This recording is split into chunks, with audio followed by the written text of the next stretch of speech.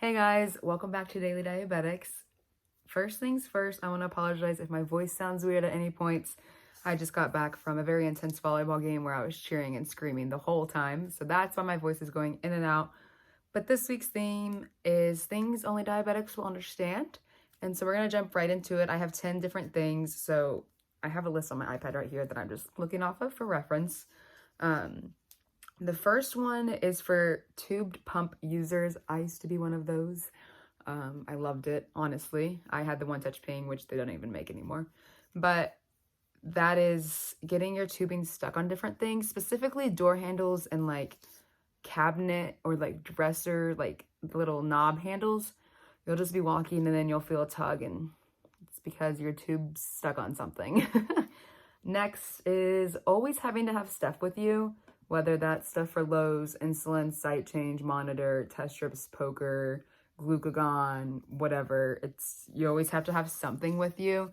Whether that be like in a bag with you or like you leave it in the car when you go somewhere or something like that. But like regardless, you always have to make sure you have stuff with you no matter where you go. And it's kind of annoying, especially because like it would be so nice to not have to carry stuff around and to remember to bring stuff and make sure I have stuff with me just in case. So that's something that I feel a lot of you will relate to.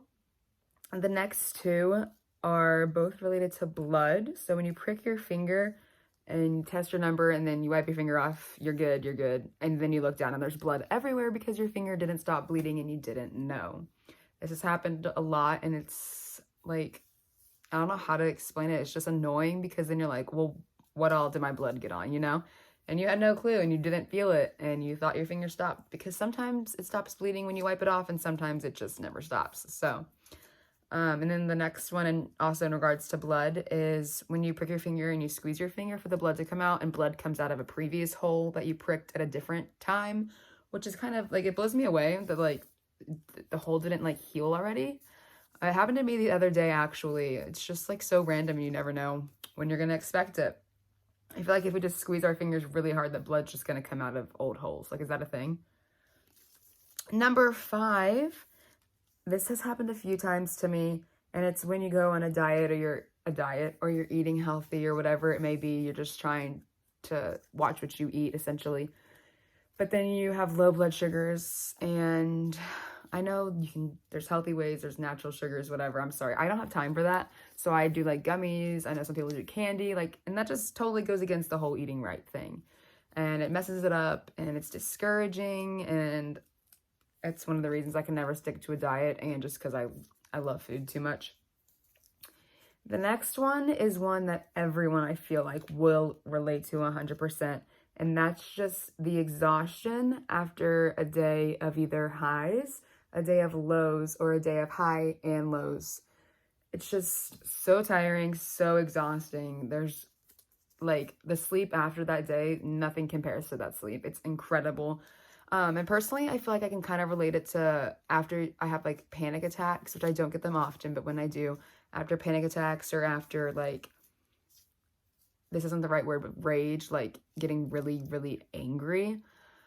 And that just like, it wears you out, especially panic attacks. It's mentally draining and it wears you out. And it's just like you're instantly exhausted and tired after it. And the sleep after panic attacks or angry episodes or a day of whack blood sugars, the sleep you get after those because of the extreme exhaustion it's insane.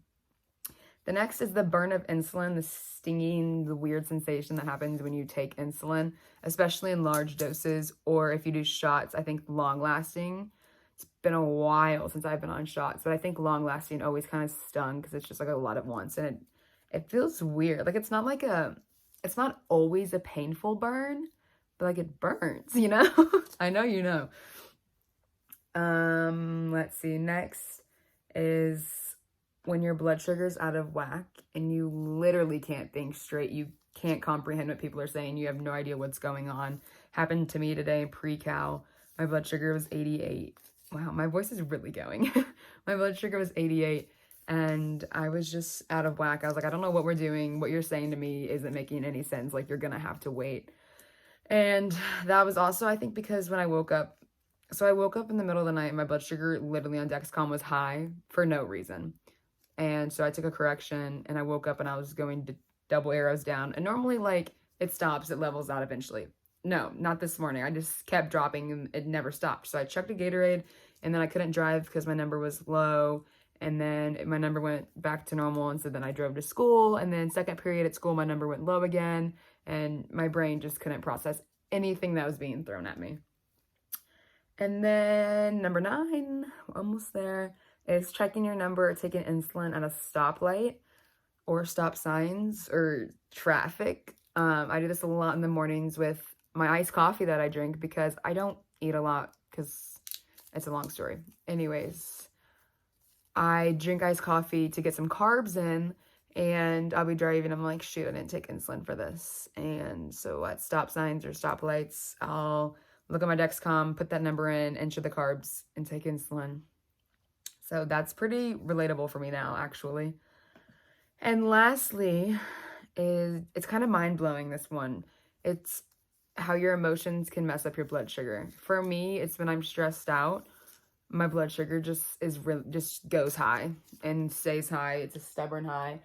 In middle school, this doesn't happen anymore, but back in middle school, you could look at my Dexcom graph and you can tell the exact second that I walked into those school doors, because my number, whatever the graph may be, say it was straight, and then I entered school and literally immediately, like, it would just go up immediately. You could look at the second I arrived at school by looking at my Dexcom graph and seeing when my blood sugar went up.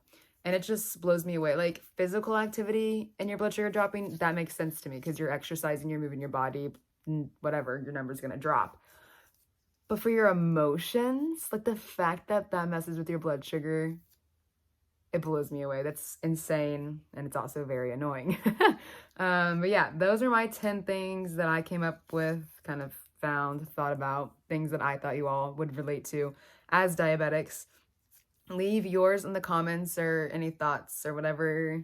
If something stuck out to you, if you relate to one of these hardcore, let me know. And yeah, that's all I have for this week. I'll see you guys next week. Thank you guys so much for watching. Bye.